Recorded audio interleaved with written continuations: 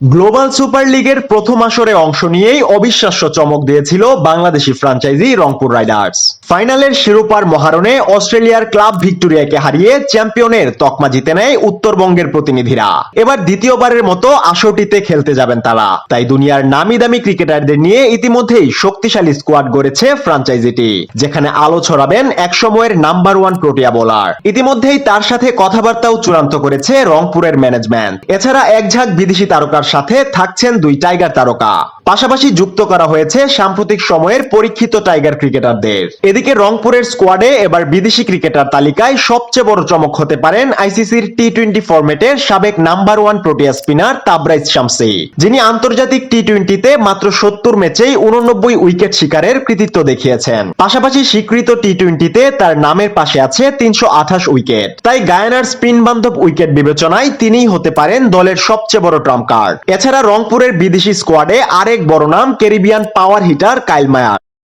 সবশেষ বিপিএল এ বরিশালের হয়ে খেললেও আসরটির জন্য এবার রংপুরেই নাম লিখিয়েছেন তিনি। পাশাপাশি চলমান আইপিএল এ পাঞ্জাব কিংসের হয়ে দুর্দান্ত চমক দেখানো আজমতুল্লাহ উমরজাইকেও দলে ভিড়িয়েছে ফ্র্যাঞ্চাইজিটি। ব্যাটিং বোলিং দুই বিভাগেই দারুণ কার্যকর এই আফগান ক্রিকেটার। তাছাড়া এবার রাইডার্স শিবিরে থাকবেন পাকিস্তানি পেসার আকিব জাভেদ। সবশেষ বিপিএল এ দুর্দান্ত বোলিং করেছেন এই পাক পেসার। এদিকে রংপুরের ম্যানেজমেন্ট এবার এমন এক অলরাউন্ডার আনতে যাচ্ছেন যিনি অফ স্পিনের পাশাপাশি ব্যাটিং এও সমান পারদর্শী। সেই লক্ষ্যে আফগান অলরাউন্ডার মোহাম্মদ নবীর সাথেও কথা চলছে তাদের। এছাড়া এবার দেশীয় ক্রিকেটারদের মধ্যে যুক্ত করা হয়েছে অভিজ্ঞ মাহমুদুল্লাহ রিয়াদকে। তার সাথে থাকবেন আরো দুই টাইগার তারকা, যার একজন হলেন মেহেদী হাসান মিরাজ। সাম্প্রতিক সময়ে ক্যারিয়ারের দুর্দান্ত ছন্দে আছেন এই টাইগার অলরাউন্ডার। সবশেষ জিম্বাবুয়ে সিরিজেও দলের ক্রিকেটারদের মধ্যে সবচেয়ে উজ্জ্বল ছিলেন তিনি।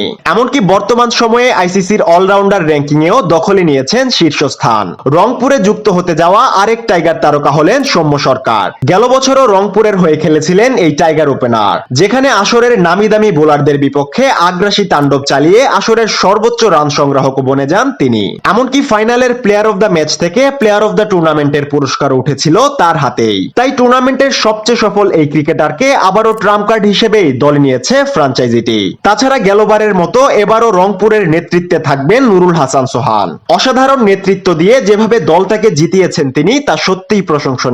তার নেতৃত্বে আরো একবার চ্যাম্পিয়নের তকমা জিততে স্কোয়াডে রাখা হচ্ছে ঘরোয়া ক্রিকেটের পরীক্ষিত পারফর্মারদের, যেখানে থাকতে পারেন সাইফ হাসান, সাইফুদ্দিন, মোহাম্মদ নাইম কিংবা আবু হায়দার রনির মতো ক্রিকেটাররা।